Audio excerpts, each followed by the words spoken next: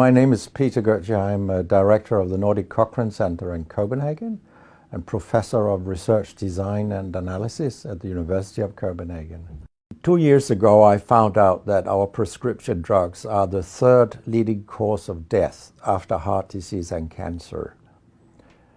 Our drugs kill around 200,000 people in America every year, and half of these people die while they do what their doctors told them. So they die because of the side effects. The other half die because of errors. And it's often the doctors that make the errors, because any drug may come with 20, 30 or 40 warnings, contraindications, precautions, and so on. No doctor in the world knows about all this. So they give patients drugs that they should not have given them, that interact dangerously with other drugs or food items or so on. And then the patients die. That's the other half. So the other thing I found out 2 years ago was that much of what the drug industry does fulfills the criteria for organized crime in US law. And they behave in many ways like the mafia does.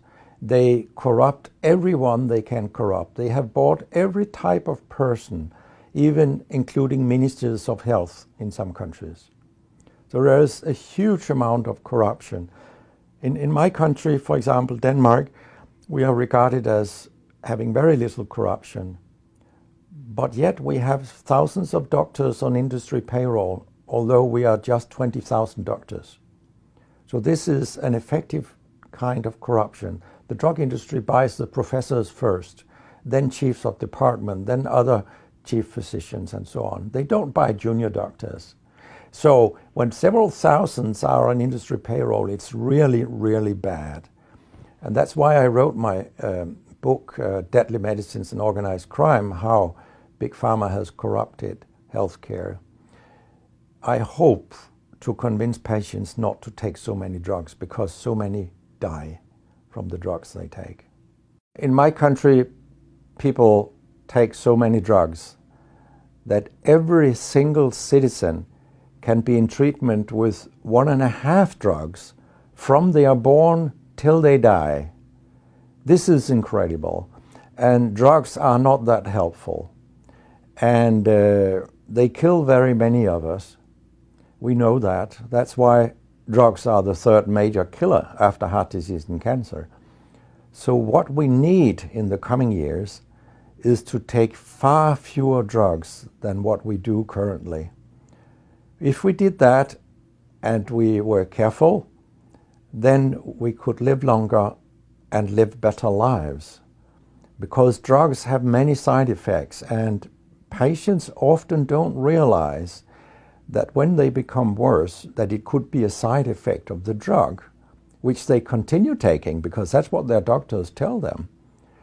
So when I was a specialist in internal medicine, what I very often did was that I stopped a lot of drugs, particularly in elderly people.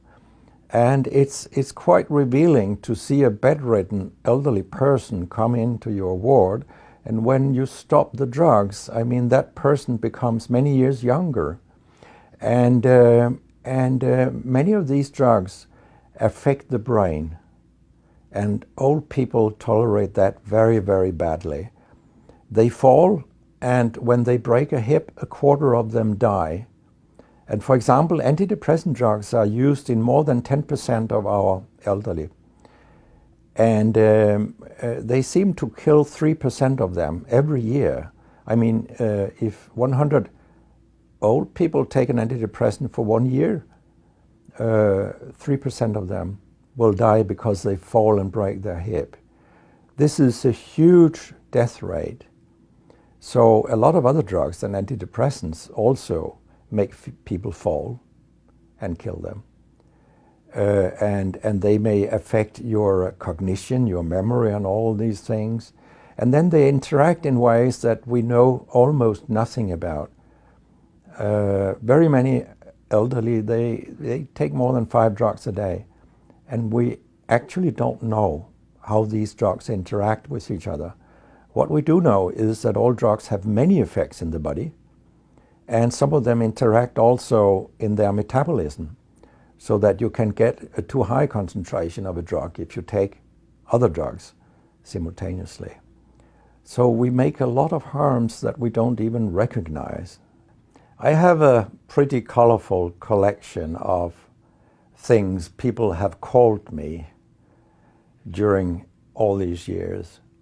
And sometimes journalists have asked me, why do you always look up controversy?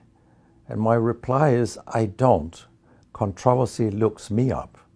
Because it's not popular to tell the truth in healthcare. You will get a lot of enemies, because a lot of people make money on false premises, doctors and industry alike. And our drug regulators and our politicians, they are on board on this wagon. So very few people are independent of money in healthcare.